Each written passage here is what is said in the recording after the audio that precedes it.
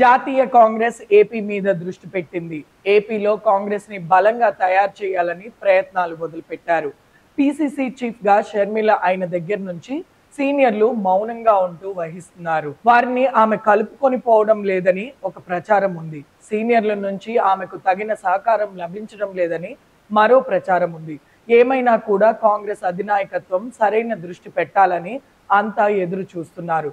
తాజాగా కాంగ్రెస్ పెద్దలు ఏపీ విషయంలో కీలక మార్పులు చేయడానికి సిద్ధపడ్డారు. పిసిసి చీఫ్ షర్మిల ప్రెసిడెంట్ గా కొనసాగుతున్నారు. కేంద్ర మాజీ మంత్రి జేడి శీలం, మాజీ ఎమ్మెల్యే మస్తాన్ వలీలను ఏపీ కాంగ్రెస్ వర్కింగ్ ప్రెసిడెంట్లుగా నియమిస్తూ కాంగ్రెస్ ఉత్తర్వులు జారీ చేసింది. దాంతో పాటు కాంగ్రెస్ లోని మిగిలిన సీనియర్లను కలుపుకుంటూ ఏకంగా 25 మందితో రాజకీయ వ్యవహారాల కమిటీని ఏర్పాటు చేశారు. ఈ కమిటీకి చైర్మన్ గా రాష్ట్ర కాంగ్రెస్ వ్యవహారాల ఇన్ఛార్జ్ మాణికం ఠాగూర్ వ్యవహరిస్తున్నారు. ఏపీసీసీ అధ్యక్షురాలు వైఎస్ షర్మిల, పిసిసి మాజీ అధ్యక్షుడు ఎన్ రఘువీరారెడ్డి, గిడుగు రుద్రరాజు, పళ్లం రాజు, చింతా మోహన్ లాంటి వాళ్లు కమిటీలో సభ్యులుగా ఉన్నారు.